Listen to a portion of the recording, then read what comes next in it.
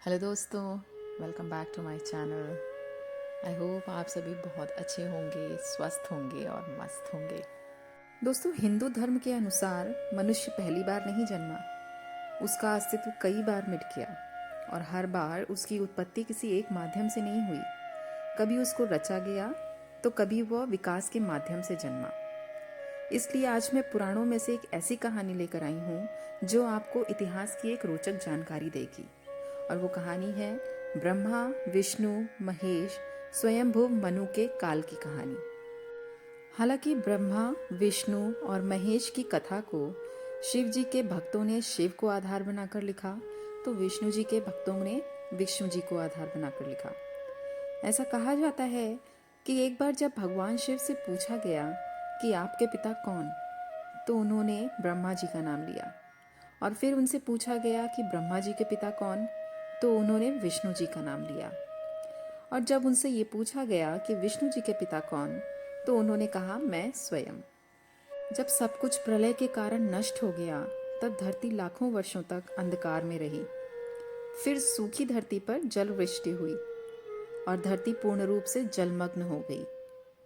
जल में भगवान विष्णु जी की उत्पत्ति हुई। जब उन्होंने अपनी आंखें खोली तो उनके नेत्रों से सूर्य की और हृदय से चंद्रमा की उत्पत्ति हुई। जल से विष्णु की उत्पत्ति होने के कारण उन्हें हिरण्याभ भी कहा जाता है। हिरण्य अर्थात जल और नाभ अर्थात नाभि, यानी जल की नाभि।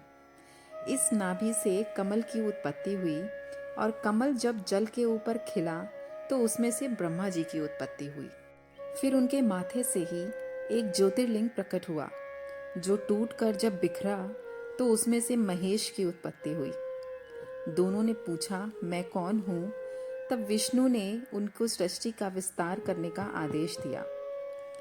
इस काल में एक ओर जहाँ जल में एक इंद्रिय और एक रंगी जीवों की उत्पत्ति हुई, वहीं असंख्य पौधों और लताओं की उत्पत्ति होती गई। इसी तरह मेरु पर्वत से जब कुछ जल हटा तो यही एक इंद्रिय जीव वहां फैलकर तरह तरह के रूप धारण करने लगे। ये जीवन क्रम विकास के क्रम में शामिल हो गए। ये सब ब्रह्मा की घोर तपस्या और अथक प्रयास से संभव हुआ। तब ब्रह्मा ने एक ऐसे जीव की उत्पत्ति करने की सोची जो अन्य जलचर, थलचर और नभचर जीवों की अपेक्षा अधिक बुद्धिमान हो, यानी कि खुद ब्रह्मा की तरह हो। ये सोचकर उन्होंने पहले 4 संत कुमारों को जन्म दिया, लेकिन वे कुछ नहीं कर पाए और वे चारों ब्रह्मा जी की तरह ही तपस्या में लीन हो गए। तब ब्रह्मा जी ने 10 मानस पुत्रों को उत्पन्न किया, जिसमें वशिष्ठ, कृतु, पुलह, पुलस्त्य, अंगिरा, अत्रि और मरीचि आदि शामिल थे। और उनसे कहा कि आप मानव जीवन की उत्पत्ति करें, उनको शिक्षा दें और परमेश्वर का मार्ग बताएं। बहुत काल तक जब ये ऋषि तपस्या में ही लीन रहे, तो ये देखकर स्वयं ब्रह्मा ने मानव रूप में स्वयंभुव मनु और स्त्री रूप में शतरूपा को जन्म दिया। उन्होंने तब उन दोनों से मानव जाति के विस्तार की बात कही और उनसे कहा कि आप सभी धर्म सम्मत वेदवाणी का ज्ञान दें। वेद ईश्वर की वाणी है। इस वाणी को सर्वप्रथम 4 ऋषियों ने सुना, अग्नि, वायु, अंगिरा और आदित्य। परंपरागत रूप से इस ज्ञान को स्वयंभू मनु ने अपने कुल के लोगों को सुनाया। फिर स्वरोचिष, फिर औत्तमी, फिर तामस मनु, फिर रैवत और फिर चाक्षुष मनु ने इस ज्ञान को अपने कुल और समाज के लोगों को सुनाया। बाद में इस ज्ञान को वैवस्वत मनु ने अपने पुत्रों को दिया। इस तरह परंपरा से प्राप्त यह ज्ञान श्री कृष्ण तक पहुंचा। हिंदू धर्म की शुरुआत की कहानी में सबसे पहले ब्रह्मा और उनके पुत्रों की कहानी का अधिक महत्व है। उसके बाद विष्णु और महेश के शिष्यों और भक्तों की कहानी का अधिक महत्व है।